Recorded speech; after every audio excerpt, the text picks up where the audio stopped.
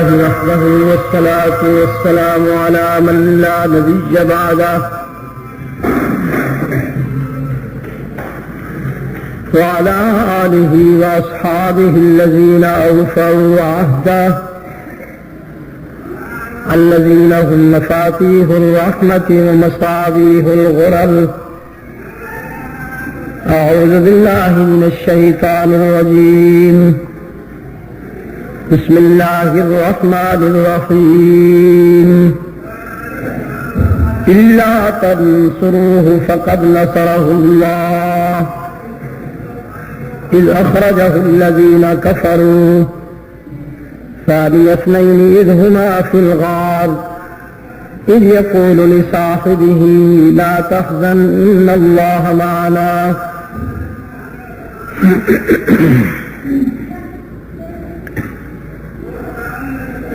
صدق اللہ العظیم. محترم بزرگوں، عزیز دوستوں،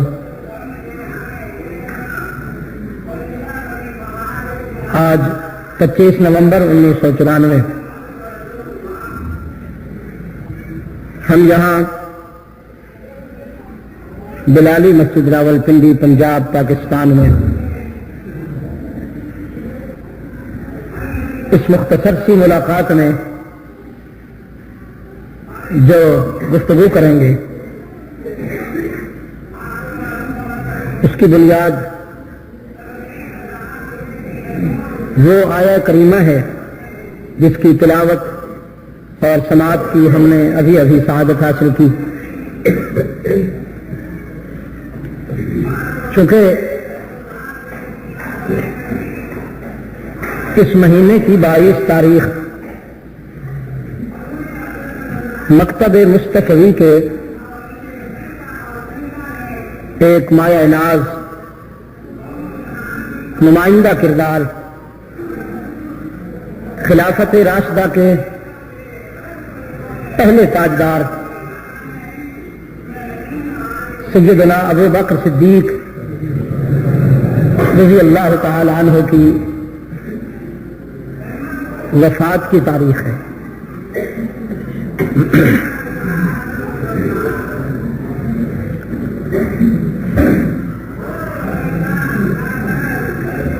میں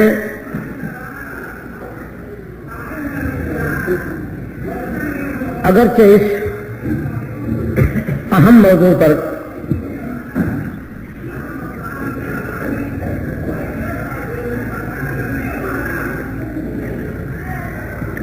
اس اہم اور تاریخ ساز موضوع پر اس وقت کو بہت ناکافی سمجھتا ہوں. یہ بڑا سنجیدہ اور ایسا موضوع ہے کہ جس سے ہمارے شاندار ماضی کے وہ بنیادی لمحات وابستہ ہیں کہ جن پر ہماری ملت کی عمارت استوار ہے.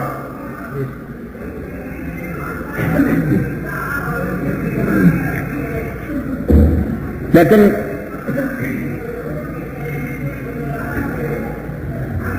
اس محدود وقت میں آپ کے سامنے میں جو کچھ عرض کروں گا اس میں ہدف یہ ہے کہ حق تعالی نے بہت ہی عجیب انداز میں صدیق اکبر رضی اللہ تعالی عنہ کی جامعیت، مرکزیت اور ایسی حیثیت بیان کر دی ہے کہ گویا پوری امت اس ایک شخص میں سمائی ہوئی.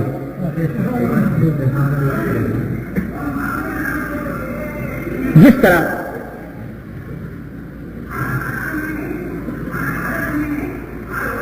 ان کا استاد کامل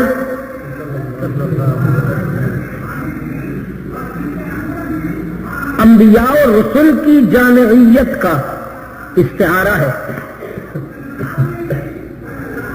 محمد عربی صلی اللہ علیہ وسلم آدم سے عیسیٰ تک تمام انبیاء اور رسل محمد عربی میں تنہا نظر آتے. اسی طرح صدیق اکبر رضی اللہ تعالی عنہ میں تمام صحابہ اور اس وقت تک امت کے جتنے جلیل القدر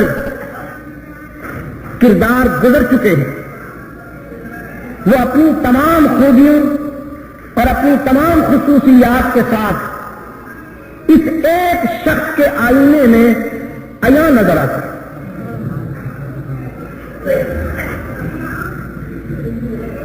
وَلَيْسَ عَلَى اللَّهِ بِمُسْتَنْكَرٍ أَن يَجْمَعَ الْعَالَمَ فِي وَاحِدٍ. عربی میں کہتے ہیں اللہ پر یہ کوئی مشکل بات نہیں ہے کہ وہ کسی ایک فرد میں پورے عالم کو جمع کر دے. وَمَا ذَلِكَ عَلَى اللَّهِ بِعَزِيزٍ. وہ ایسا کر سکتا ہے.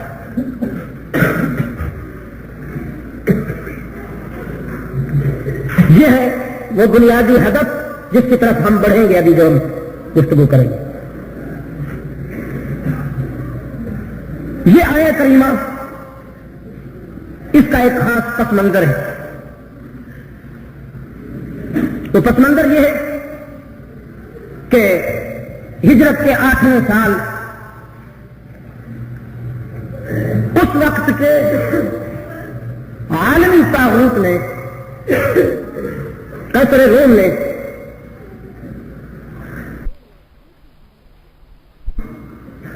دھمکی دی، بالفاظ دیگر چیلنج کیا کہ میں پوری تیاری کے ساتھ آ رہا ہوں، تم اپنے بچاؤ میں جو کر سکتے ہو کر لو، ہمیں مٹانا ہے تو جارحیت کا سامان کر لو، اور ہمارے شر سے بچنا ہے تو دفاع کا سامان کر لو، پھر نہ کہنا ہمیں خبر نہ ہوئی.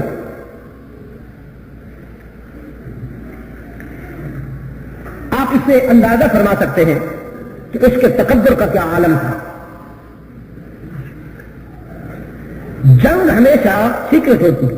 جنگی منصوبے جو ہوتے ہیں یا یہ جو عسکری پلاننگ ہوتی ہے وہ دشمن کو بتائی نہیں جاتی کہ ہم کیا کرنا چاہتے ہیں. عربی میں اسے کہتے ہیں الحرب خدا. جنگ ایک چال کا نام ہے جس کا مطلب یہ ہوتا ہے کہ آپ کی طاقت کا دشمن اندازہ نہ کر سکے، لیکن یہ اس کے تکبر کا اندازہ فرمائیے، اس کے غرور کا اندازہ فرمائیے کہ اس نے اپنے اس منصوبے کو راز میں رکھنے کے بجائے مسلمانوں پر واضح کر دیا، یہ سوچتے ہوئے کہ ان کی طاقت ہی کیا ہے کہ میں ان سے چھپتا پھروں، میں تو انہیں مسل دوں گا، ان کا وزن ہی کتنا ہے، مٹھی بھر نہتے لوگ ہیں بے سر و سامان قسم کے فقراء، تو میں تو مسل دوں گا انہیں. اللہ کے رسول صلی اللہ علیہ وسلم نے جب یہ سنا، میں آج کے حالات میں اگر قیصر روم کو،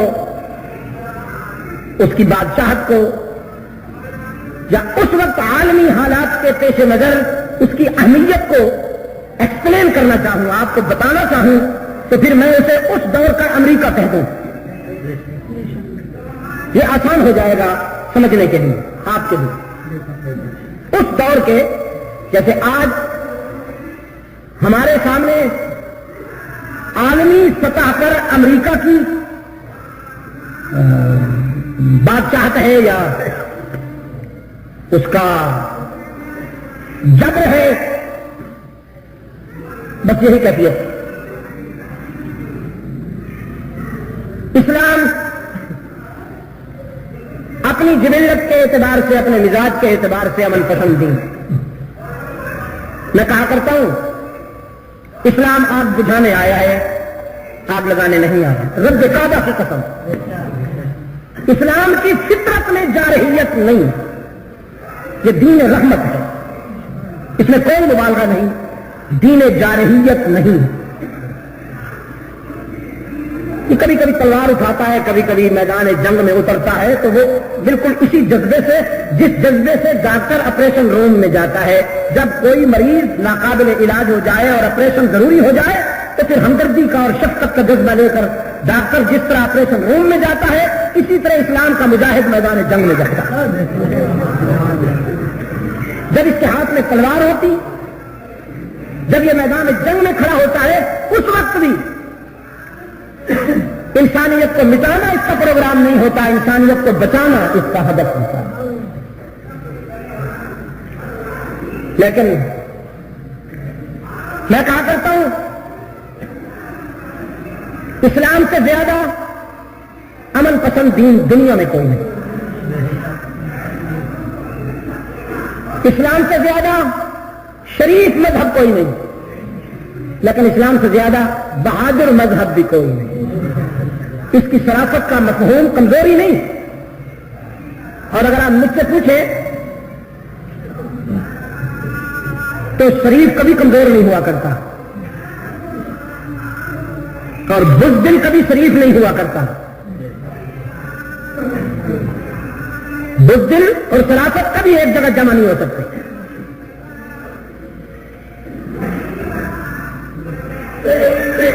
اسلام سے بڑھ کر دنیا میں شریف مذہب بھی کوئی نہیں، اور اسلام سے بڑھ کر دنیا میں بہادر مذہب بھی کوئی نہیں۔ یہ شریف اتنا ہے کہ اپنے قاتل کو معاف کرنے کا درس رکھتا ہے، اور بہادر اتنا ہے کہ ہزاروں کے مقابلے میں 313 آ جاتا ہے۔ 313 اللہ کے رسول صلی اللہ علیہ وسلم نے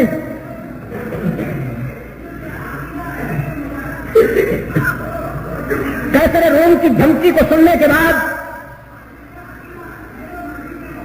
دفاعی لحاظ پر جو فرض بنتا تھا اس کی ادائیگی کے لیے صحابہ کو جمع کیا۔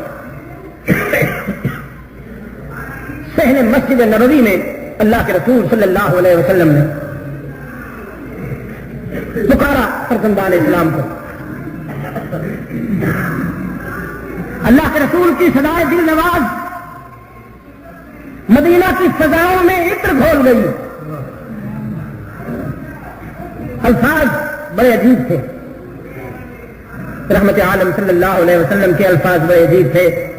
فرمایا، مسلمانوں، اللہ جو ہمیشہ دینے کا عادی ہے وہ آج تم سے کچھ لینا چاہتا ہے۔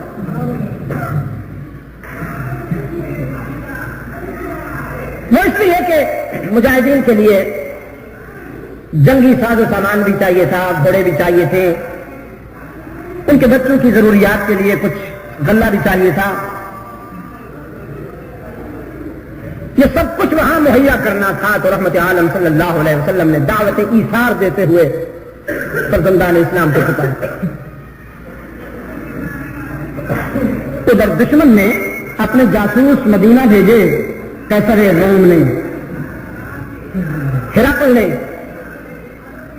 کہ تم جا کر مدینہ کو واچ کرو اور مجھے رپورٹ دو کہ ہماری دھمکی کے بعد، ہماری وارننگ کے بعد مسلمانوں کو کیا گزری۔ اس کا خیال تھا اتنی بڑی طاقت کی دھمکی کے بعد مسلمانوں کی تو نیندیں حرام ہو گئی ہوں گی۔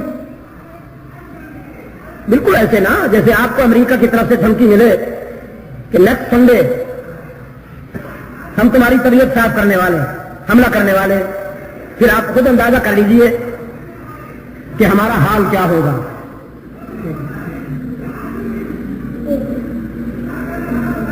کیا حال ہوگا ہمارا؟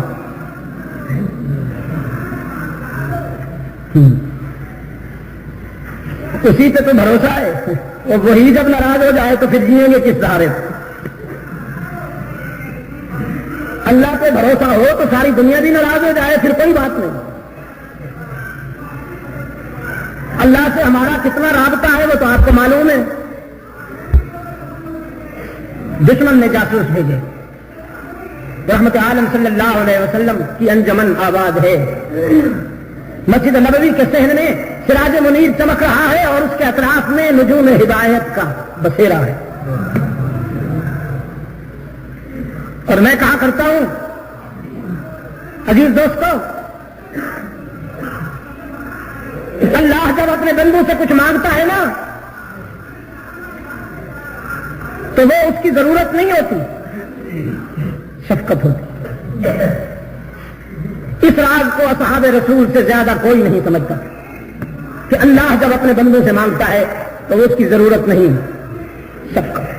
بالکل ایسے جیسے باپ اپنے بیٹے کو مٹھائی دے کر مانگنے لگے، ہمیں بھی دو گے، یہ دیکھنے کے لیے کہ میرے بیٹے کا ظرف کتنا ہے، اسے مٹھائی اچھی لگتی ہے یا ابو اچھے لگتے ہیں۔ اللہ اپنے بندوں کو نعمتیں عطا کرنے کے بعد کبھی کبھی مانگتا ہے، ہمیں بھی دو گے،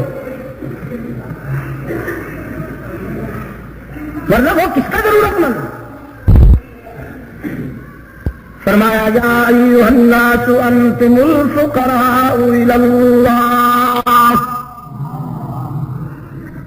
واللہ هو الغنی الحمید۔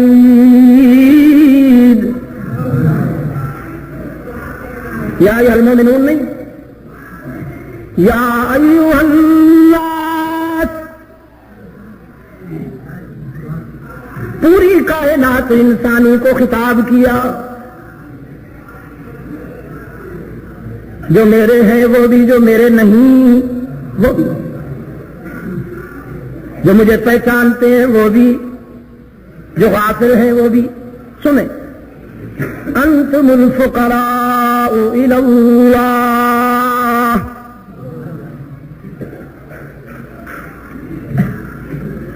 تم امیر و کبیر، حکمران و مقتدر ہونے کے باوجود، صحت مند ہونے کے باوجود، دولت مند ہونے کے باوجود، دانش مند ہونے کے باوجود، ولی ہونے کے باوجود، حکیم ہونے کے باوجود، دانشور ہونے کے باوجود، صدیق و شہید ہونے کے باوجود، کوئی اور کیا، نبی و رسول ہونے کے باوجود، یا ایھا الناس انتم الفقراء الی اللہ، تمہاری پہچان ہی یہ ہے کہ تم اللہ کے در کے فقیر ہو۔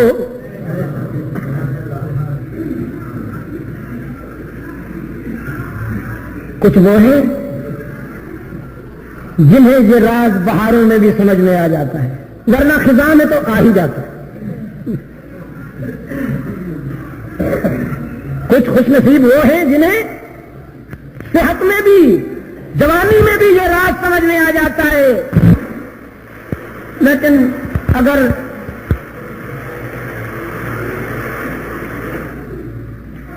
صحت میں اور جوانی میں سمجھ میں نہ آئے تو پھر بیماری اور بڑھاپے میں تو پھر اللہ یاد آ ہی جاتا ہے نا جی۔ یا ایھا الناس انتم الفقراء الی اللہ، تم سب اللہ کے در کے فقیر، تمہاری پہچان ہی یہ ہے کہ تم دامن پھیلانے والے ہو، اشک بہانے والے ہو۔ واللہ هو الغنی الحمید، اور وہی غنی و حمید ہے۔ میں نے کل بھی کہا، گجرات میں آپ سے بھی پہلے باتیں ہوتی ہیں، آج یاد دلاتا ہوں، لیکن یہ وعدہ لیتا ہوں کہ بھول نہیں جاؤ گے، اسے نقش کر لو دل کے ریکارڈ میں رکھ لو اسے۔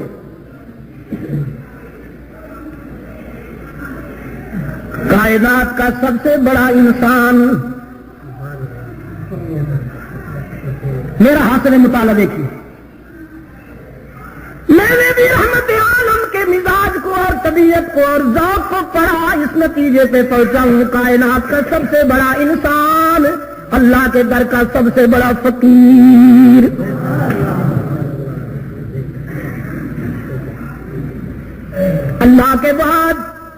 مجھے محمد عربی سے بڑا بھی کوئی نظر نہیں آتا، اور اللہ کے در پر مجھے محمد عربی سے بڑا کوئی مانگنے والا بھی نظر نہیں آتا۔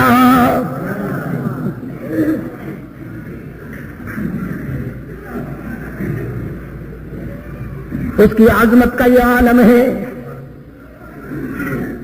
اس کی عظمت کا یہ عالم ہے کہ خلاصہ کائنات ہے،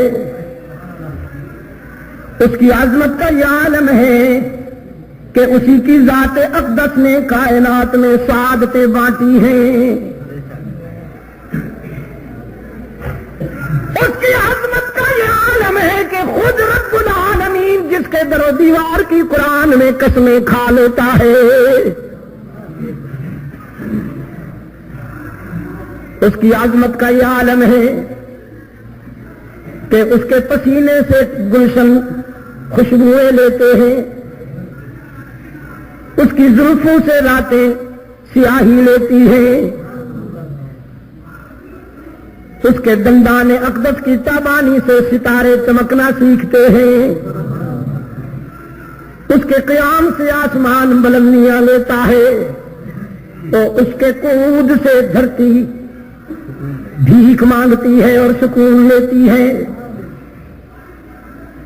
اولیاء اسی کے در سے ولایت لیتے ہیں، علماء اسی کے قدموں میں علم لیتے ہیں، حکماء اسی کے قدموں سے حکمت حاصل کرتے ہیں،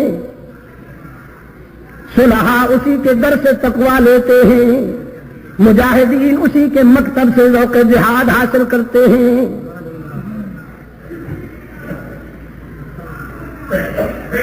صدیقین اسی کے در سے صدق لیتے ہیں، عادل اسی کے در سے عادل کا سبق لیتے ہیں۔ اور بس کیا کہوں، کائنات حسن جب پھیلی تو لامحدود تھی، کائنات حسن جب پھیلی تو لامحدود تھی، اور جب سمٹی تو تیرا نام ہو کر رہ گئی۔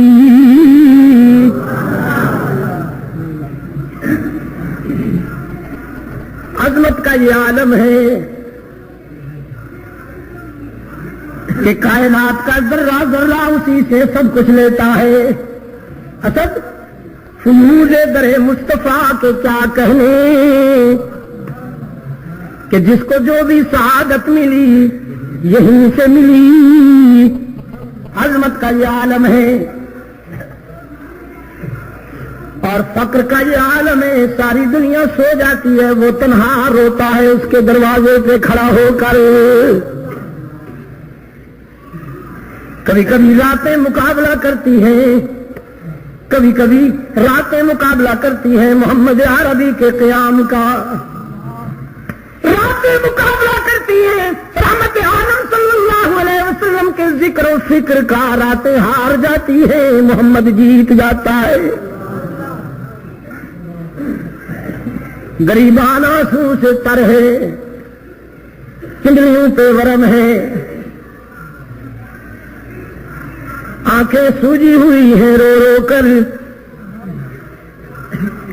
راولپنڈی والوں کوئی مجھے ایسا عادت دکھاؤ تو صحیح، انسانی تاریخ تمہارے سامنے ہے، مطالعہ کرو، کوئی ایسا عادت دکھاؤ تو صحیح جسے خود معبود کہے قم اللیل الا قلیلا۔ میرے محبوب یہ جو رات بھر کھڑے رہتے ہو اپنے دل کی خوشی کے لیے، یہ جو رات بھر کھڑے رہتے ہو اپنے دل کی خوشی کے لیے، کچھ دیر آرام بھی کر لیا کرو میری خوشی کے لیے۔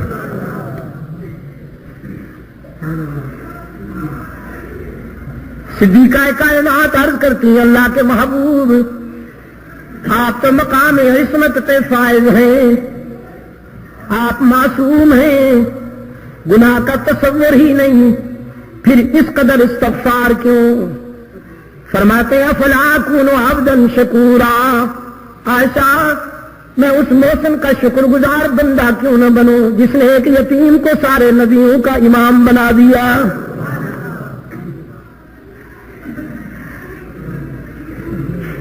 اس نے اپنے کرم میں کوئی کمی کی ہے کہ میں اس کے شکر میں کمی آنے دوں؟ اب آپ مجھ سے متفق ہو گئے نا، کائنات کا سب سے بڑا انسان، اللہ کے در کا سب سے بڑا فقیر، حبیب کبریا صلی اللہ علیہ وسلم نے فرمایا وہ دینے والا آج تم سے کچھ لینا چاہتا ہے،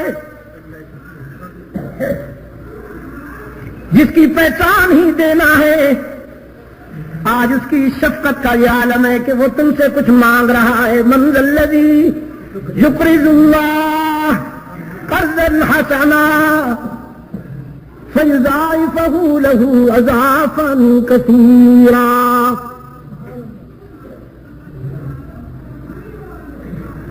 دشمن کے جاسوس آئے ہوئے ہیں، چندہ تو مانگنا پتہ نہیں کب کا معمول ہے، لوگ ایمرجنسی میں، ہنگامی حالات میں یا اپنے مشن کے لیے۔ انہوں نے پہلے بھی کئی مناظر دیکھے تھے لیکن آج کا منظر دیکھا۔ ابن خطاب اٹھے، فاروق اعظم رضی اللہ تعالی عنہ عرض کی اللہ کے رسول، جو کچھ میرے رب نے مجھے دیا ہے اس میں سے نصف عیال و اطفال کے لیے، بچوں کے لیے رہنے دیتا ہوں، نصف اس کے دین کے لیے قربان کرتا ہوں، قبول فرمائیے۔ اب سلسلہ شروع ہوا، یہ آغاز تھا۔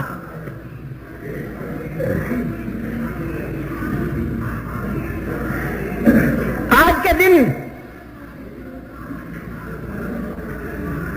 منبع جود و سخا، مخزن شرف و حیا سیدنا عثمان بن عفان رضی اللہ تعالی عنہ نے ایک معیار قائم کیا۔ یہ عرب کا بہت بڑا تاجر، جس کی تجارت کے قافلے میلوں میں تھے، میلوں میں چلتے تھے، بس جو کچھ تھا رحمت عالم صلی اللہ علیہ وسلم کے قدموں پہ نثار کیا۔ انداز دیکھیں، حبیب کبریا صلی اللہ علیہ وسلم نے یوں دیکھ کے فرمایا مجھے مجاہدین کے لیے غلہ بھی جمع کرنا ہے، ان کے بچوں کو ہم نے اخراجات دینے ہیں، ہمیں اونٹ بھی چاہیے سامان اٹھانے کے لیے، گھوڑے بھی چاہیے۔ عثمان بن عفان رضی اللہ تعالیٰ عنہ نگاہ رسول کے سامنے آئے، عرض کیا 300 غلے سے لدا ہوا اونٹ قبول فرمائیے۔ آپ صلی اللہ علیہ وسلم نے یوں دیکھا، عثمان دوڑتے ہوئے نگاہ رسول کے سامنے آئے، آپ صلی اللہ علیہ وسلم نے فرمایا کوئی اور؟ عثمان نے عرض کیا 300 اونٹ اور غلے سے لدا ہوا قبول فرمائیے۔ پھر آپ صلی اللہ علیہ وسلم نے یوں دیکھا کوئی اور، تو دوڑتے ہوئے نگاہ رسول کے سامنے آئے، عرض کیا 300 غلے سے لدا ہوا اونٹ اور قبول فرمائیے، 70 جنگی تربیت یافتہ گھوڑے بھی قبول فرمائیے۔ ابھی حاضر ہوتا ہوں۔ گھر گئے، جو کچھ تھا چادر بچھائی، زر سرخ اور جواہرات سب کے سب ڈال دیے۔ بیوی نے کہا کوئی بڑا سودا ہو رہا ہے، بیویاں تو یہی سوچتی ہیں نا، کوئی بڑا سودا ہو رہا ہے؟ عرض کیا ہاں، محمد کے معبود سے سودا ہو رہا ہے۔ جو کچھ تھا سب ڈال دیا، چاروں کونے پکڑ کر رحمت عالم صلی اللہ علیہ وسلم کے قدموں میں آ کے ڈالا اور عرض کیا اللہ کے رسول یہ بھی قبول فرمائیے۔ سرور کائنات صلی اللہ علیہ وسلم نے فرمایا یا رب آج میں عثمان کے فرش پہ راضی ہو گیا ہوں، تو عرش پہ راضی ہو جا۔ ایک اور جملہ بھی ہے، محترمہ و مکرمہ، تاریخ صحابہ سے کہیے سنے اور سر دھنے، وہ اپنی کسوٹی پہ صحابہ و اہل بیت رسول کو پرکھنا چاہتی ہے۔ تاریخ محترمہ، تاریخ صحابہ، اسے شاید آج تک کسی نے بتایا نہیں کہ صحابہ تیرے معیار کے محتاج نہیں، تو صحابہ کے معیار کی محتاج ہے۔ اللہ کے رسول صلی اللہ علیہ وسلم نے ایک اور جملہ فرمایا، دنیا کی کوئی بات میرے عثمان کو جنت کے داخلے سے نہیں روک سکے گی۔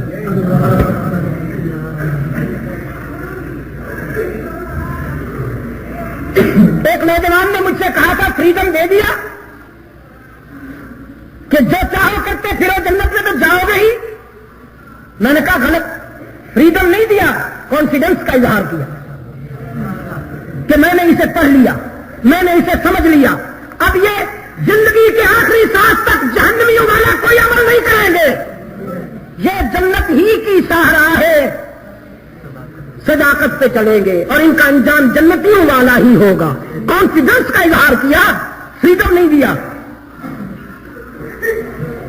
پھر اتنے میں وہ رفیق نبوت بھی آ گئے جس سے بنا اس کو محبت ہے استوار، لے آیا اپنے ساتھ وہ مرد وفا سرشت، وہ چیز جس سے چشمے جہاں میں ہوئے اعتبار، ملک و زمین و درہم و دینار و رخت و جن سے اقبال کو پڑھا ہے آپ نے بھی، میں کیوں تکرار کروں۔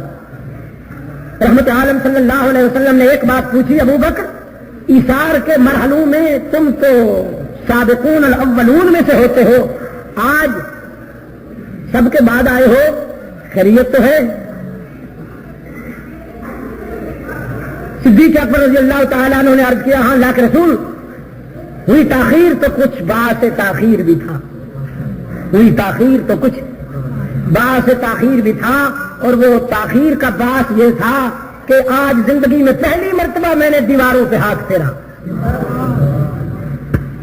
آج سے پہلے کبھی نہیں، آج زندگی میں پہلی مرتبہ گھر کی دیواروں پہ ہاتھ پھیرا کہ کوئی پن بھی آج محبوب کے قدموں میں حاضری سے رہ نہ جائے۔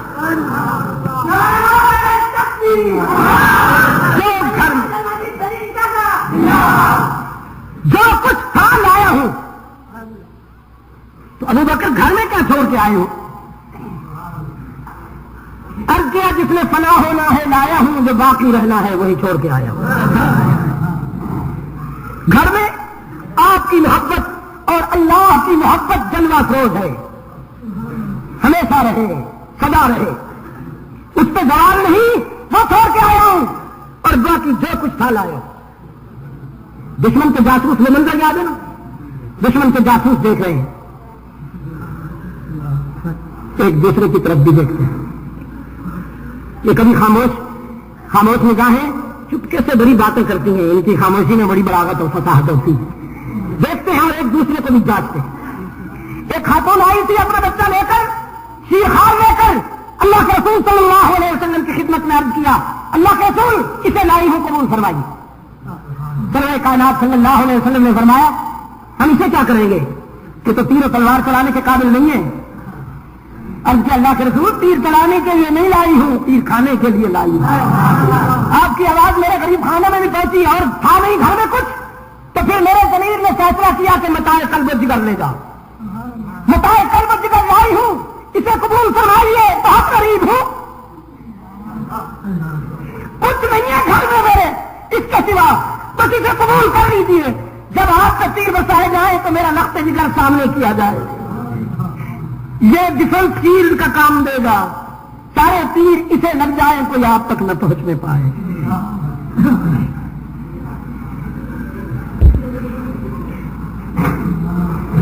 رحمت عالم صلی اللہ علیہ وسلم نے دعائیں دی، اللہ اسے طویل عمر دے اور مجاہد بنائے۔ جاسوس کے منظر دیکھے ہیں،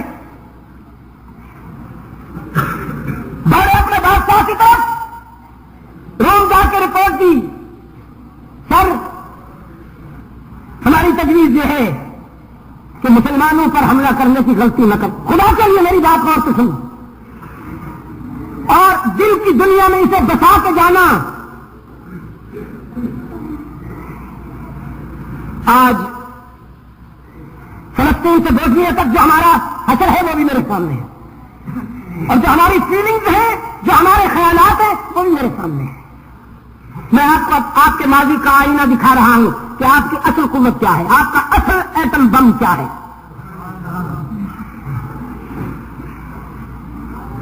جاسوسوں نے رپورٹ دی، بادشاہ صاحب ہماری تجویز یہ ہے کہ مسلمانوں پر حملہ کرنے کی غلطی نہ کرنا۔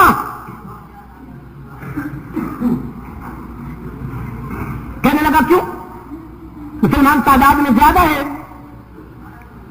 کمی تعداد میں زیادہ نہیں ہے، کا پھر ان کے پاس سامان جنگ زیادہ ہے، کمی سامان جنگ بھی زیادہ نہیں ہے، پوچھو تو کیا پھر وہ जिस्मानी तौर पर हमसे ज्यादा पहलवान है।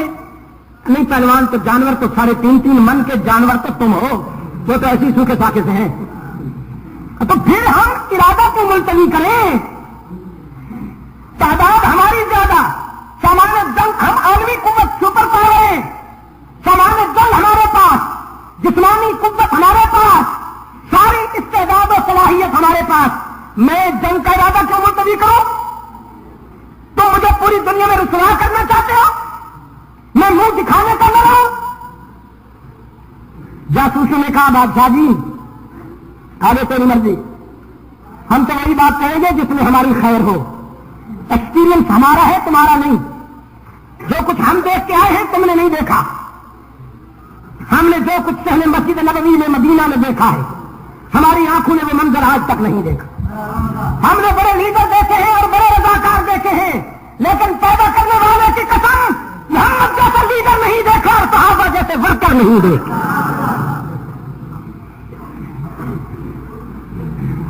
मुकाबला तो उससे किया जाए जो मौत से डरे। सबसे बड़ी धमकी क्या होती है? आप अगर किसी को डराएं, किसी को धमकाएं तो क्या कहेंगे? मार डालूंगा ना। जासूसों ने कहा मुकाबला तो उससे किया जाए जो मौत से डरता हो। हम जो काम देख कर आए हैं वो मौत से नहीं, मौत उनसे डरती है। रावलपिंडी के रोशन जमीरों, मेरे गिरामी कदर बुजुर्गों और अजीज दोस्तों, हिरकल ने, कैसर रूम ने इरादा मुलतवी कर दिया। ये जो कुरान कहता है आइज़ुलहम मिन कुव्वतिन व मिन रिबातिल खैल तुरहिबून बिही अदुव्वल्लाहि व अदुव्वकुम, ये तहीद ये है कि तुम्हारे चेहरे देखकर दुश्मन तुम्हारा सामना करने की हिम्मत न कर सके। आज मैं आपसे पूछता हूं, कल तो आपकी पहचान ये है, कल तो आपका तारुफ ये है कि सैकड़ों मील दूर बैठकर दुश्मन तुम्हारे हालात सुनकर तुम्हारे मुकाबले में आने की हिम्मत नहीं कर सकता था।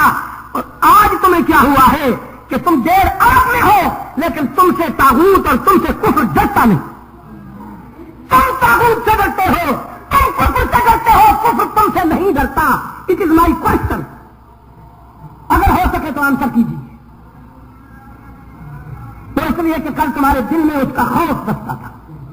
तुम अल्लाह से डरते थे तो फिर कायनात तुमसे डरती थी। आज तुमने अल्लाह से दोस्ती खत्म कर दी। आज तुमने अल्लाह से रास्ता खत्म करके मैदे को अपना माबूद बना लिया, नफ्स को अपना माबूद बना लिया, तो उसने भी तुम्हें तुम्हारे हाल पे छोड़ दिया। अल्लाह ने तुम्हें तुम्हारे हाल। मैं ये कोई ताली और मुबारक की बात नहीं कर रहा हूं। मेरा ईमान है मेरे अजीज दोस्तों, अगर पाकिस्तान रहमत आलम से और उसके महबूब से वफा करने का आज़म कर ले तो रब्बे काबा की कसम पूरी दुनिया में इस मुल्क से ज्यादा मजबूत कोई मुल्क नहीं होगा। फिर ये अमेरिका से नहीं डरेगा, अमेरिका इससे डरेगा। दुश्मन ने तो इरादा मुलतवी कर दिया, लेकिन कमली वाले ने फरमाया हम अपने हदफ पे जाएंगे। हम अपने हदफ पे क्यों? इसलिए कि हुजूर सल्लल्लाहु अलैहि वसल्लम को तो ये मालूम नहीं है ना कि वो नहीं आ रहे मुकाबले में। आलिम गैब, हाँ, देर से भी मुलाकात हो तो बात न भूल जाया करो। आलिम गैब जवाब में जरा सेहतमंद, महंगाई का मारा हुआ जवाब नहीं। आलिम गैब ये बात है ना। बाकी जिंदगी के तमाम शोबों पे महंगाई का असर हो, लेकिन इस पे कभी असर न हो। आलिम गैब रहमत आलम सल्लल्लाहु अलैहि वसल्लम ने इरादा फरमाया हम जाएंगे। मुनाफिकीन ने इस मौके से कार्रवाई डाली। मौसम सख्त है, हालात ठीक नहीं है, दुश्मन बड़ा मजबूत है, हम तो उसके मुकाबले में कुछ भी नहीं है। फिर यह कि खजूरों की फसल भी तैयार है, इसी पे सालाना मईशत का इन्हिसार है। ये फसल जाए हो गई तो दाल रोटी कैसे बनेगी? पूरा साल भूखे मरेंगे क्या? जिहाद अच्छी चीज है, लेकिन बहरहाल हमारे भी तो कुछ हालात है ना जी। बहरहाल, लेकिन बहरहाल ये जो बहरहाल حق تعالی نے جب منافقین کی یہ بیمار گفتگو سنی نا، فرمایا الا تنصروا فقد نصرہ اللہ. بہت توجہ کریں گے آپ انشاءاللہ، بہت ملے. منافقانہ باتیں، نفاق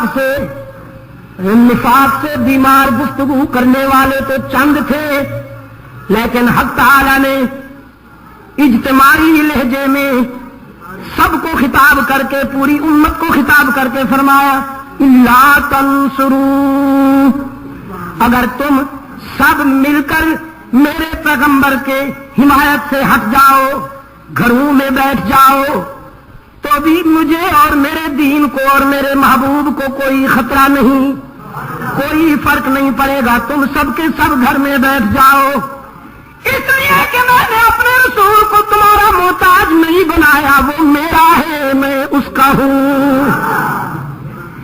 لا تنصروا فقد نصرہ اللہ، میں نے ہمیشہ اپنے محبوب کی مدد کی ہے. اس کا خیال کرنا نہیں ہے. آپ نے اس سے پہلے بھی یہاں ملاقات کی تھی، ہم نے اللہ سے مدد مانگی کہ اس چھوٹی سی جگہ پر اس کو بڑا مرکز بنا دے. وہ قادر ہے کہ نہیں؟ ہم تو بہت حقیر ہیں. میں نے قاری صاحب کو حکم دیا پچھلے سال کے یہاں مدرسے کا بھی آغاز کرو. معذور آدمی ہے بیچارہ، ڈر گئے، کہنے لگے کیسے چلے گا. میں نے کہا تم اللہ کے نام سے شروع تو کرو. ہم نے مسافر طلباء بھی رکھ لیے، مدرسے کا آغاز بھی کر دیا، اور اللہ تعالیٰ میرے ان تمام دوستوں کو جھولیاں بھر بھر کے نوازے، اور جھولی بھی اسی کی، میری نہیں. ہاں، جو یہاں دوست محض اس کی رضا کے لیے قربانی دے رہے ہیں، تو یہ مسجد آپ کے سامنے ہے. انشاءاللہ ہم عنقریب اس کو مزید جب اگلی ملاقات ہوگی تو اس پر آپ کو بہت بڑی تبدیلی نظر آئے گی انشاءاللہ. طلباء کے لیے دارالقامہ بھی بنانا ہے، دارالقرآن بھی بنانا ہے سامنے انشاءاللہ، اور بھی بہت سارے الزام ہیں. ہم نے چھوٹا نہیں مانگا، اللہ سے بہت بڑا فضل مانگا ہے. اپنے دامن کو نہیں دیکھا، اس کے کرم کو دیکھا ہے. اس کا خیال کرنا ذرا. ہاں، کیا بات ہو رہی تھی؟ فقط نصرہ، میں نے اپنے رسول کو تمہارا محتاج نہیں بنایا. میرا دین، میرا رسول تم سب کا محتاج نہیں، تم سب میرے رسول کے معبود کے محتاج ہو. فقط نصرہ اللہ، اللہ نے ہمیشہ مدد کی ہے اس کی. اب اسے دلیل کسی نے نہیں مانگی تھی، خود دلیل دی. اذ اخرجہ الذین کفروا ثانی اثنین اذ ہما فی الغار. یا اللہ ہم نے تو دلیل نہیں مانگی، رب العالمین نے فرمایا میری رحمت کا تقاضا ہے کہ میں خود یہ دلیل دوں، میں خود یہ مثال دوں.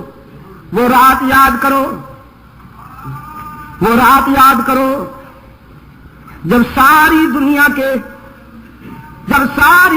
کے ارادے تھے کہ وہ شمع ہدایت کو بجھا دیں. طاغوت نے قصر نبوت کا گھیراؤ کر لیا. میں نے دیکھا میرے محبوب کے گھر کے اردا گرد کفار جمع ہیں.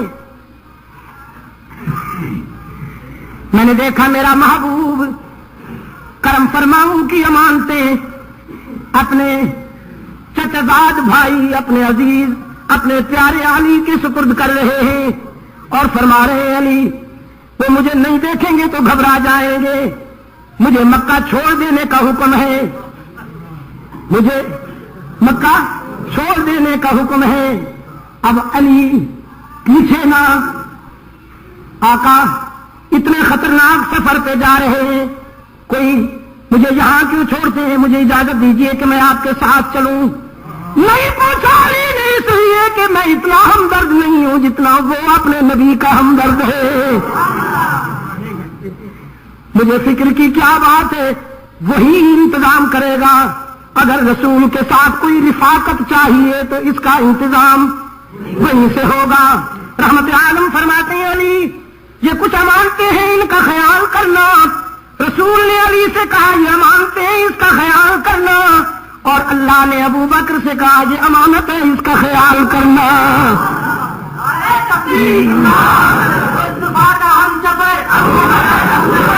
رحمت عالم صلی اللہ علیہ وسلم نے اپنی امانتیں علی کے سپرد کر دیں, اور اللہ نے اپنی محبوب امانت. حضور جب امانتیں سپرد کر رہے ہیں اعتماد ہے کہ نہیں؟ علی پر اعتماد ہے کہ نہیں؟ جب اللہ نے اپنے محبوب کی امانت ابو بکر کے سپرد کی, اعتماد ہے کہ نہیں؟ رب العالمین نے فرمایا, اب دیکھو کتنی اہم بات آئی ہے, اور گھڑی مجھے خطرے کا الارم دے رہی ہے. دل کرتا ہے آج گھڑی کو نہیں دیکھتا,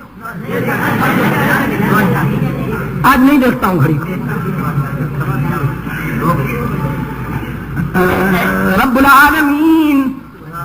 رب العالمین اپنی محبوب امانت ابو بکر کو سونپتے ہیں. میں کہا کرتا ہوں راولپنڈی کے روشن ضمیروں, رحمت عالم صلی اللہ علیہ وسلم کی محبوب زندگی میں 2 راتیں بڑی یادگار ہیں. ایک رات میں خوشی کی انتہا ہے, ایک رات میں غم کی انتہا ہے. ایک شب مسرت, ایک شب غم, معراج کی شب خوشی کی رات, اور ہجرت کی شب غم کی رات. اللہ نے ان دونوں راتوں میں اپنے محبوب کو رفیق دیے, خوشی کی رات میں بھی اور غم کی رات میں بھی. میں نے سنا ہے اہل دل کہتے ہیں خوشی میں تو سب ساتھ دیا کرتے ہیں, آنسو میں ساتھ دینے والے بڑے قیمتی ہوتے ہیں. جب خوشی کا سفر مطلوب تھا, جب خوشی کا سفر درپیش تھا, رب العالمین نے سید الملائکہ کو حکم دیا میرے محبوب کے پاس جاؤ. اور جب غم کا سفر درپیش تھا, رب العالمین نے امام الانبیاء اپنے محبوب سے کہا کہ سید الصحابہ کے در پہ جاؤ. معراج کا رفیق رسول کے قدموں میں اور ہجرت کے رفیق کے پاس رسالت چل کے جاتی ہے. ابو بکر صدیق رضی اللہ تعالیٰ عنہ کو ساتھ ملایا. حق تعالیٰ نے فرمایا اذ اخرج الذین کفروا ثانی اثنین اذ ہما فی الغار. جب کفر کی دنیا شمع ہدایت کو بجھانا چاہتی ہے, میں نے دیکھا میرا محبوب خطرے میں ہے. آج میں نے لشکر نہیں بھیجے, آج میں نے قافلے نہیں بھیجے, آج میں نے ابابیل نہیں بھیجے, آج میں نے فرشتے نہیں بھیجے, پوری کائنات کو روک دیا. فرشتوں تمہیں بھی آنے کی ضرورت نہیں, ویسے آتے ہو تو آؤ, نظارہ کرنا ہے تو آؤ, سعادتیں لینی ہے تو آؤ. ڈیوٹی نہیں, سیکورٹی کا کوئی پرابلم نہیں, تم بھی ٹھہرو. ابابیل تم بھی رہو. زمین و آسمان کی ساری قوتیں, زمین و آسمان کے سارے جلی و خفی لشکر, تم سب اپنے مقام پہ رہو. کائنات میں آج کسی اور قوت کی ضرورت نہیں, اس لیے کہ میں نے آج ساری کائنات کو ابو بکر میں جمع کر دیا. آج ابو بکر میرے محبوب کا ساتھی ہے, آج ابو بکر رفاقت کرے گا. میرے عزیز دوستوں, مثال دے کر حق تعالی نے فرمایا کہ وہ رات تمہیں بھول گئی جب صدیق سے میں نے وہ کام لیا. ساری دنیا بھی وہ کام نہ کر سکتی جو تنہا ابو بکر نے کر لیا. رحمت عالم صلی اللہ علیہ وسلم کو کندھوں پہ اٹھایا.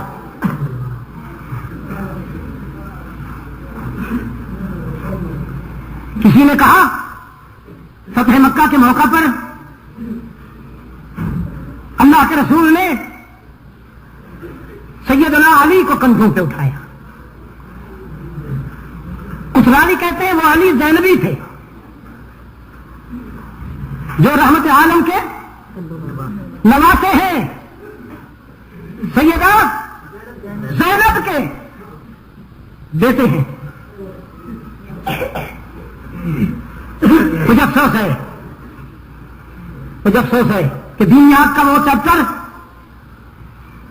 جو میرے اہل سنت جماعت کے بچوں کے لیے لکھا گیا ہے، اس میں سے بھی حضور کی 3 بیٹیاں نکالی جا چکی ہیں. آج نہیں 20 سال ہو گئے تقریباً. اور عبد المجید ندیم چیختا رہ گیا. کون سنتا ہے چمن میں عبد المجید ندیم کی، جو اس کرم کے مرتکب ہوئے، جن کی مہربانی سے یہ سب ہوا، وہ پھر مجاہد بن کر آ گئے. ان کو آپ نے آنکھوں میں بٹھا لیا، سر پہ بٹھا لیا. کون سنتا ہے چمن میں عبد المجید ندیم کی؟ عبد المجید صاحب آرام سے بیٹھو. یا وہ پھلے گا پھولے گا جس کو ایجنسیاں اٹھائیں گی، جو سرکاری درباری بنے گا اس کا ڈنکا بجے گا. آپ آرام سے رہیے. دینیات کے نصاب میں جو میٹرک دینیات برائے نحو دہم ہے، آپ اٹھا کے دیکھیے. اس نے لکھا ہوا ہے کہ حضرت فاطمہ زہرا رضی اللہ تعالی عنہا رسول اللہ کی اکلوتی بیٹی ہے. یہ نص قطعی کے خلاف ہے کہ نہیں؟ قرآن نے کیا کہا؟ ان ازواج کا و بنات کا. قرآن نے جمع کا صیغہ استعمال کیا. بے شک نام نہیں لیا قرآن نے زینب رقیہ ام کلثوم کا، فاطمہ کا بھی تو نہیں لیا نا رضی اللہ تعالی عنہن. نہ سیدہ فاطمہ کا نام ہے نہ سیدہ زینب کا نام ہے، لیکن بنات کے اسلوب سے، بنات کے انداز سے جمع ہے نا. اب وہاں لکھا ہوا ہے کہ حضرت فاطمہ اکلوتی بیٹی ہے، نص قطعی کے مطابق یہ خلاف ہے. آپ نے تو ہضم کر لیے، کوئی بات نہیں. ادائیں جو پسند آئی ہیں جی، ادائیں جو پسند آئی. اور آپ کو معلوم نہیں کہ میرے اہل سنت جماعت کے بچے کتنے بڑے نقصان سے دو چار ہو رہے ہیں. میں نے کل بھی کہا، آج بھی کہتا ہوں، صحافی حضرات تو ہوں گے نہیں، اخبار نویس تو ہوں گے نہیں، لیکن خفیہ والے دوست تو ہوں گے. وہ میری بات یہ پہنچائیں. صدر صاحب کو لکھ چکا ہوں 1974 میں جو دینیات کا چیپٹر سیپریٹ ہوا اسے کینسل ہونا چاہیے. نصاب دینیات کا یہ چیپٹر فتنے کی بنیاد ہے. اہل سنت جماعت کے عقائد و نظریات پر مبنی نصاب دینیات ہونا چاہیے. فرقہ واریت کے خاتمے کے لیے یہ ضروری ہے. کچھ حضرات کہتے ہیں کہ وہ علی زینبی تھے، حضرت زینب رضی اللہ تعالی عنہا کے فرزند حضور کے نواسے تھے، جن کو اللہ کے رسول صلی اللہ علیہ وسلم نے کندھوں پہ اٹھا کر وہ بت توڑنے کا حکم دیا فتح مکہ کے دن. لیکن میرے دل کا تقاضا ہے، میری عقیدت کہتی ہے، میرا جذبہ کہتا ہے کہ میں سیدنا علی المرتضیٰ رضی اللہ تعالی عنہ کو اس شہادت سے بہرہ مند سمجھوں. چلیے راوی جو کہتے ہیں کہتے رہے. میرا ضمیر کہتا ہے کہ وہ علی ابن ابی طالب تھے. رحمت عالم صلی اللہ علیہ وسلم نے انہیں کندھوں پہ اٹھا کر فرمایا علی یہ بت توڑو. بڑی سعادت ہے جسے حضور کندھوں پہ اٹھائے، لیکن یہ کوئی انفرادی سعادت نہیں ہے. حضور تو پوری کائنات کا بوجھ اٹھائیں گے حشر میں. حضور صلی اللہ علیہ وسلم کے کندھوں پر تو پوری امت کا بوجھ ہے، پوری انسانیت کا بوجھ ہے. میں ابو بکر کے مقدر سے قربان جاؤں. اس نے نبوت کا بوجھ اٹھایا، رحمت عالم صلی اللہ علیہ وسلم کو کندھوں پہ بٹھایا.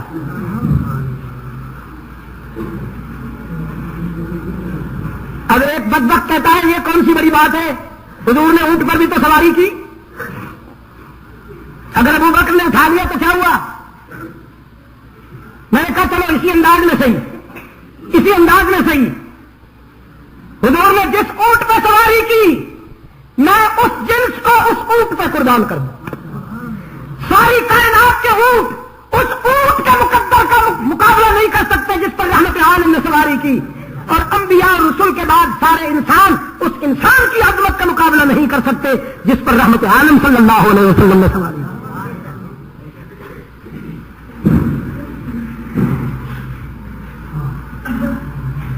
پھر غارے سار میں وہ لمحات صدیقہ کائنات فرماتی ہے، آسمان کی طرف دیکھا، ستاروں کو چمکتا پایا، گننا چاہا شمار نہ ہو پائے، تو کہنے لگی حل من احد من امتک، یا نبی اللہ حل من احد من امتک حسناتہ کعدد نجوم السماء، آپ کی امت میں سے کوئی ایسا خوش نصیب ہے جس کی نیکیاں آسمان کے ستاروں جتنی ہوں؟ قال نعم، قال صلی اللہ علیہ وسلم نعم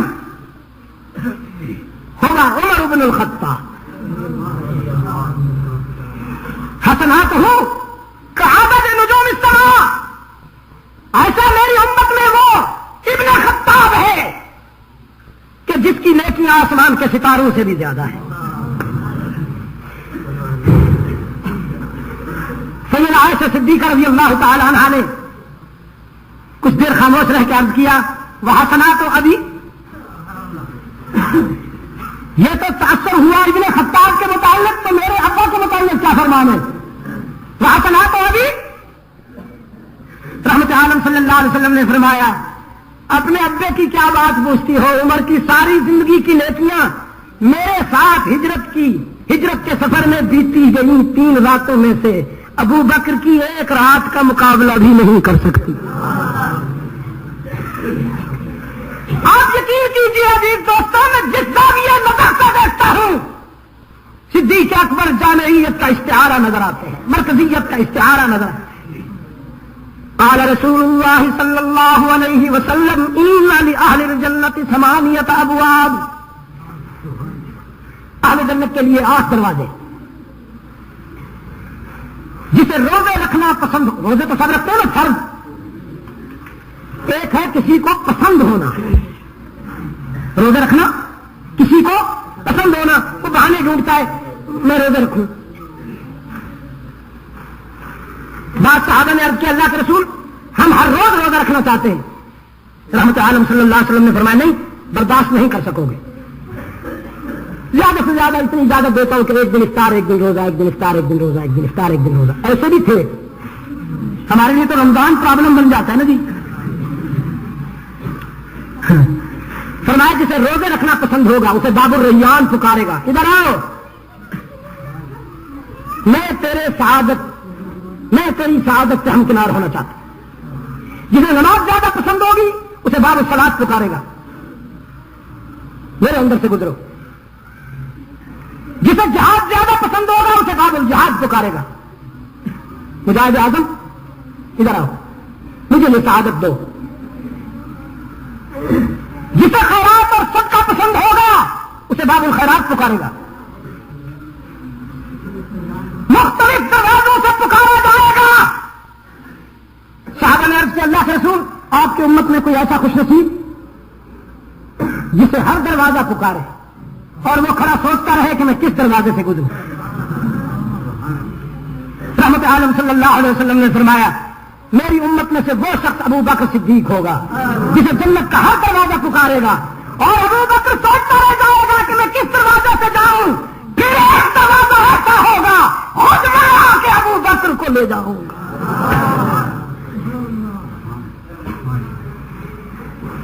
میں جو گفتگو ہماری جہاں سے شروع ہوئی تھی اسی نقطے پہ لوٹتا ہوں کہ ہر زاویہ نظر سے مجھے ابو بکر جامعیت اور مرکزیت کا استعارہ نظر آتے ہیں، پوری امت اس میں سمائی ہوئی نظر آتی۔ اب اگر اجازت دیں تو دنیا چھوڑنے کے آخری لمحات بھی بتا دوں۔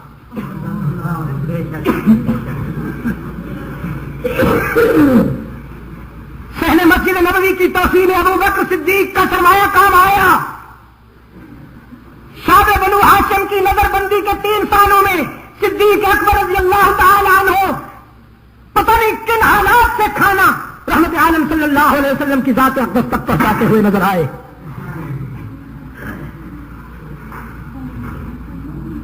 سیدنا علی المرتضیٰ رضی اللہ تعالیٰ عنہ کی شادی میں، سیدہ فاطمہ زہرا رضی اللہ تعالیٰ عنہ کی شادی میں صدیق اکبر کا ایثار کام آیا. بہت بڑا تاجر تھا عرب کا. دنیا چھوڑنے کے لمحات دیکھیے، بیٹی سے پوچھتے ہیں عائشہ میرے کفن کے لیے گھر میں کوئی کپڑا ہے؟ بیٹی نے عرض کیا ابا حضور ہے تو نہیں، لیکن آپ فکر نہ کریں انتظام ہو جائے گا. فرمایا نہیں بیٹی، یہی جو چادر میں نے استعمال کی ہے نا علالت کے زمانہ میں، اس پہ کچھ داغ کچھ دھبے لگے ہوئے ہیں، اسی کو دھو لینا اور اسی میں اپنے ابا کو کفن دے کر اللہ کے سپرد کر دینا. بیٹی تو بیٹی ہوتی ہے، اشک بار ہو گئی. عرض کیا ابا حضور کیا ہمارے پاس اتنی بھی توفیق نہیں کہ ہم آپ کو نیا کفن دے کر دنیا سے روانہ کریں؟ فرمایا آپ کو تو توفیق ہے، مجھے میرے پاس اتنی گنجائش نہیں کہ میں نیا کفن پہن کر جاؤں. بیٹی نیا کفن مرنے والوں سے زیادہ زندہ رہنے والوں کا حق ہے. میرے محبوب کی امت نے دھلا ہوا لباس پہن رکھا ہو اور ابو بکر نیا کفن پہن کر قبر میں جائے، حیا آتی ہے. دھلا ہوا یہی کپڑا کفن کے لیے استعمال کیا جائے. اور ہاں میں نے 27 مہینے کی خلافت کے زمانے میں مجلس شورا کے حکم پر جو ماہانہ مشاہرہ لیا ہے اس کی کل رقم اتنی بنتی ہے. میرا گھر میرے یہ جائیداد میں جو کچھ بھی ہے یہ سب بیچ دینا اور یہ رقم واپس بیت المال میں جمع کر دینا.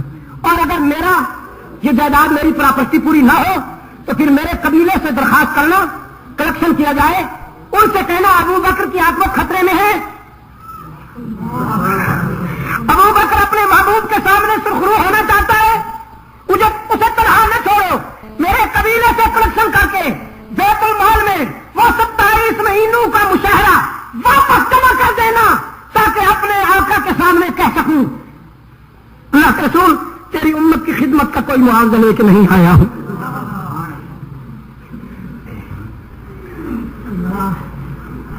تم کس وقت پہ کہتے ہو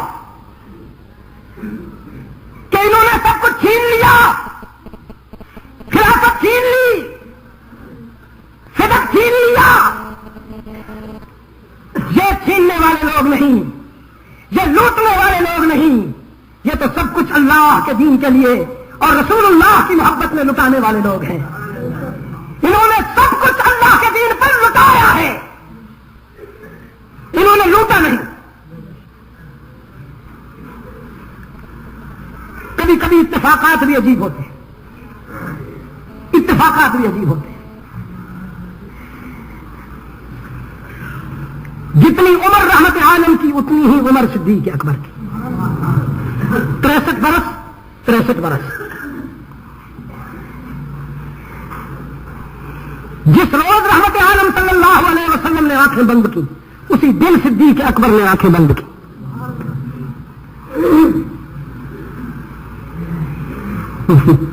جہاں رحمت عالم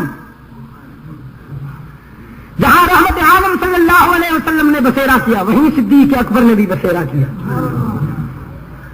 کچھ لوگوں کو غلط فہمی ہوئی، کہنے لگے وہ تو جبرن وہاں جا کے سو گئے. نہ اللہ کی مرضی تھی نہ رسول کی مرضی تھی، روضہ اقدس میں جبرن سو گئے. موت کے بعد جبر نہیں ہوا کرتا. یہ تو ساری دنیا جانتی ہے کہ مردہ بدست زندہ. ابو بکر صدیق رضی اللہ تعالی عنہ نے جب آنکھیں بند کی تو اب کہاں دفنانا ہے؟ یہ ابو بکر کی مرضی کی بات نہیں تھی، یہ جو زندہ تھے ان کی مرضی کی بات تھی. اور زندوں میں فاروق اعظم بھی ہیں، عثمان ابن عفان بھی ہیں، تو سیدنا علی المرتضیٰ بھی ہیں رضی اللہ تعالی عنہ. ابو بکر جبرن نہیں گئے، خود سیدنا علی رضی اللہ تعالی عنہ نے جانشین رسول کو رسول کے پہلو میں سلایا. خود سیدنا علی المرتضیٰ رضی اللہ تعالی عنہ نے اپنے محبوب کے وفادار کو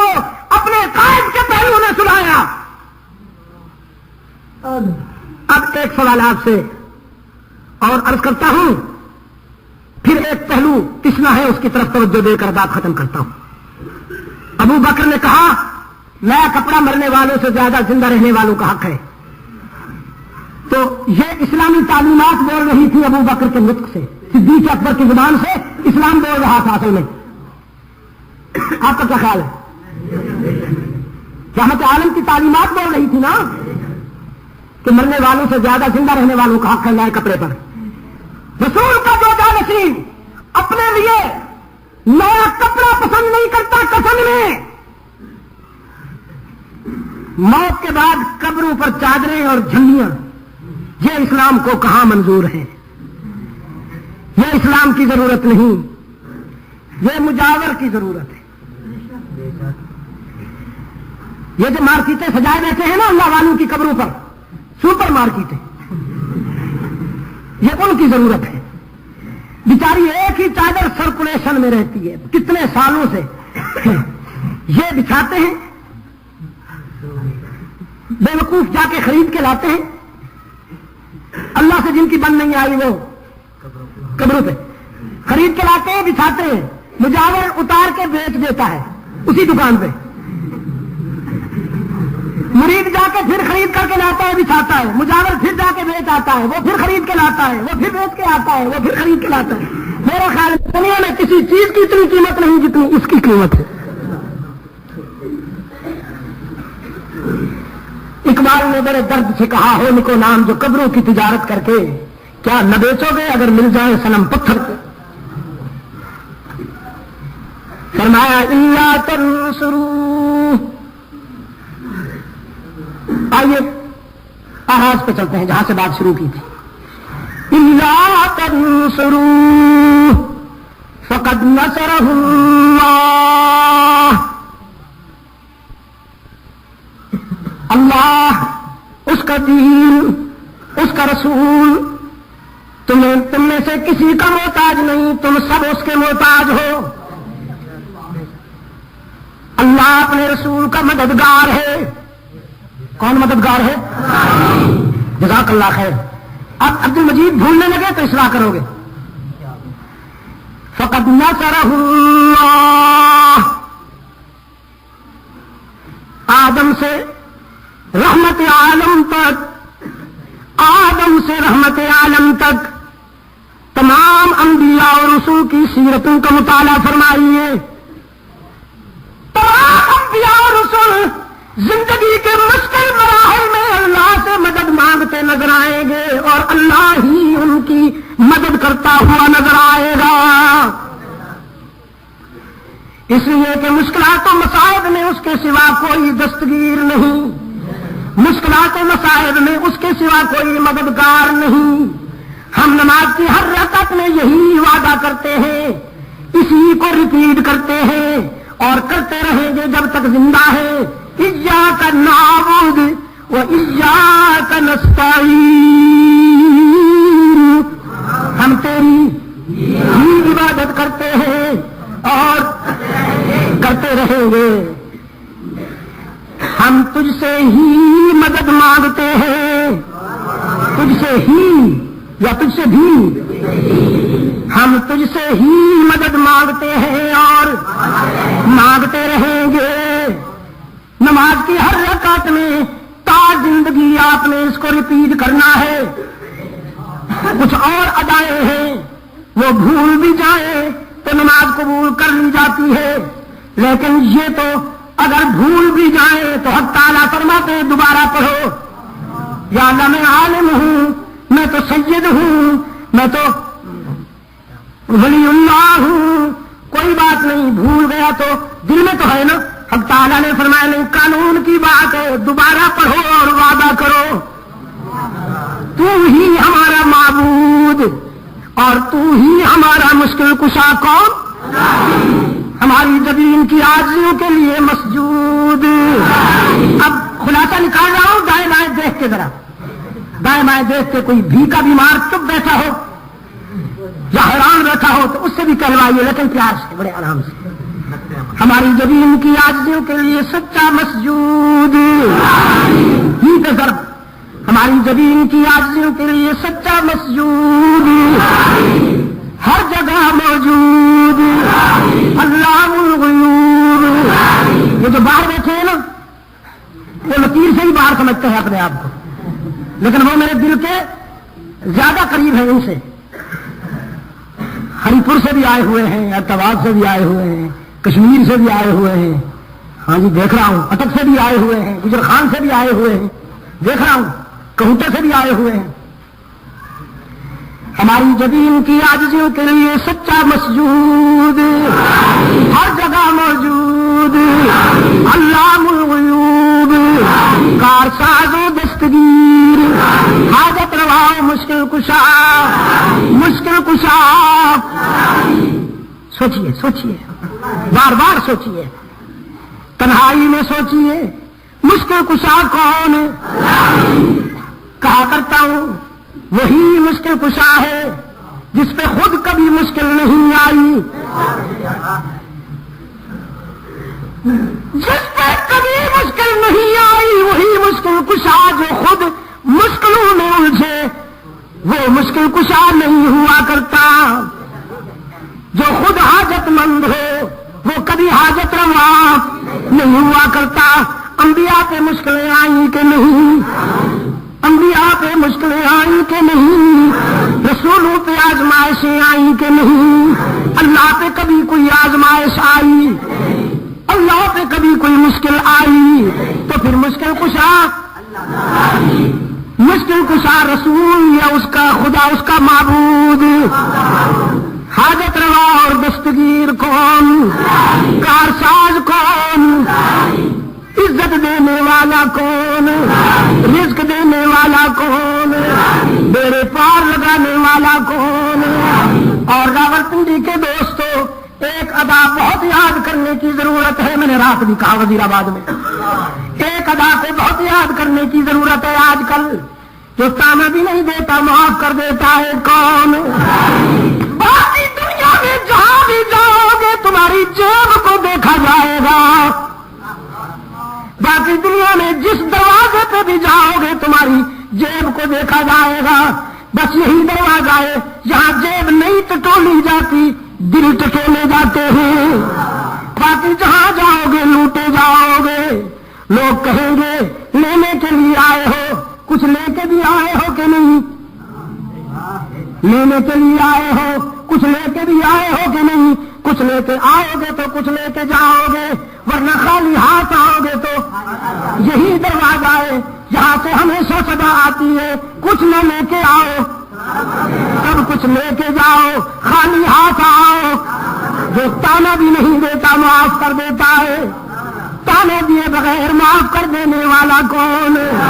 کچھ لیے بغیر سب کچھ دینے والا کون؟ رب کعبہ کی قسم دوستو، دنیا کا کوئی مذہب، دنیا کا کوئی نظریہ، دنیا کا کوئی سکول آف تھاٹ انسانیت کا اتنا ہمدرد نہیں جتنا اسلام ہمدرد ہے.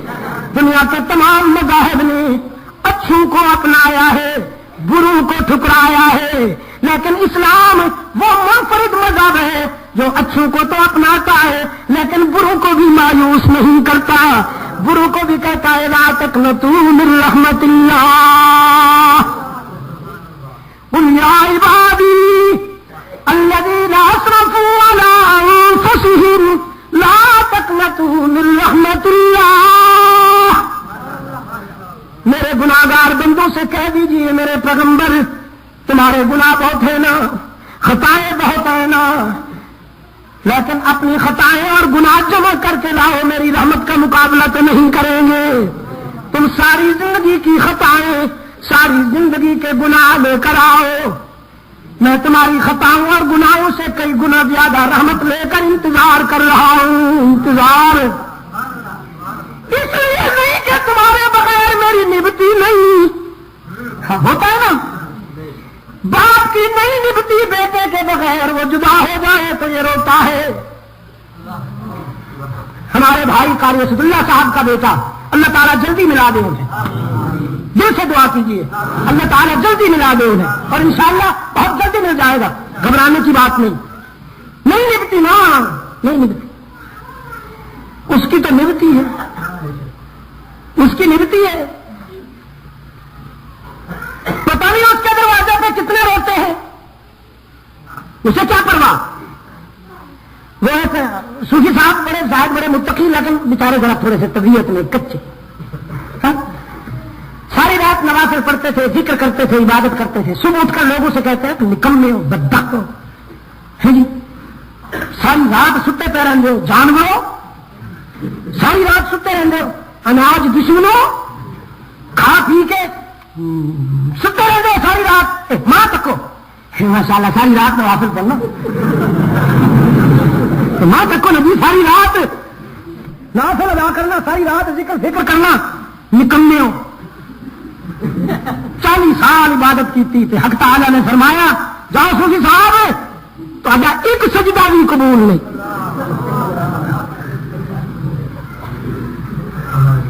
زاہد زاہد نگاہ تنگ سے کسی رند کو نہ دیکھ. زاہد نگاہ تنگ سے کسی رند کو نہ دیکھ. کیا جانے کیا جانے کیا جانے اس قدیر کو تو ہے کہ وہ پسند. جا وجہ کر ایک سجدہ بھی تیرا قبول نہیں. ہوں تو چکرایا نا جی، چکرایا. یہ لوگ رقیق القلب بھی بڑے ہوں گے، نرم بھی بڑے ہوں گے جی. تھوڑی بھی گل ہو جائے تو پھر ڈھنگ مار مار کے رو رہے ہیں. ایک دوست آیا کہنے لگا کی ہو گئی، کہنے کھ نہیں رہا. کی ہو گئی؟ 40 سالہ عبادت کی کوئی قیمت نہیں پائی. اچھا تو بڑا روشن ضمیر، تو بڑا شبخیز، اور تو ساری ساری رات کھڑا رہتے سے، وہ کوئی بھی تیری کوئی بھی عبادت، تیرا کوئی بھی سجدہ کچھ بھی کرنا نہیں، کوئی بھی میں نے سب کچھ ٹکرا دیتا. انہوں نے کہا پھر تم بھی چھوڑ، رند بن جا، مزے کر. قبول ہی نہیں کرتا، کدوں تک ٹکرے مار سے. اور جو قبول نہیں کرتا تو بھی جا. اے بڑا نازک موڑ سے. ہوں بظاہر تو ہے نا جی کہ رب نے قبول نہیں کی، لیکن میں کہنا نہیں. یہ تو پیار دیا گلیں نے نا.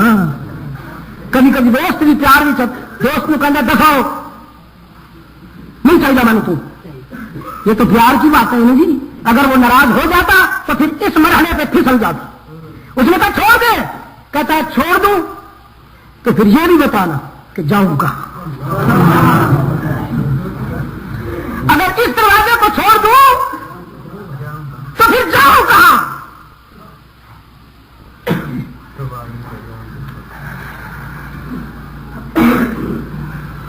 بڑی عجیب انداز میں بابا سادی نے اس کو بڑے عجیب انداز میں فرمایا. توانی آزاد بپرداختن، توانی آزاد بپرداختن،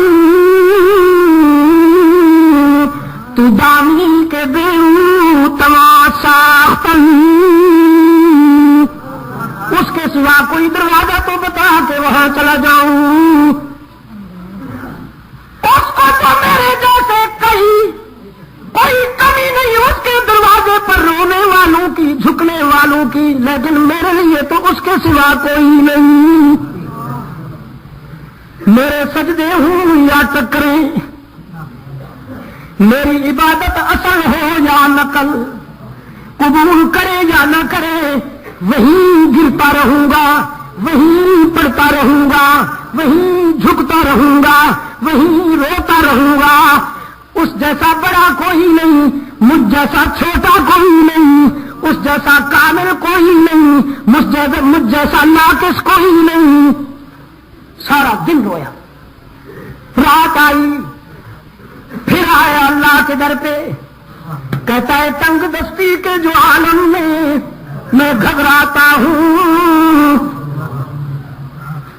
تنگ دستی کے جو عالم میں گھبراتا ہوں، پردرے غیر پہ جاتے ہوئے شرماتا ہوں. ہاتھ پھیلانے میں محتاج کو غیرت کیسی، شرم اتنی ہے کہ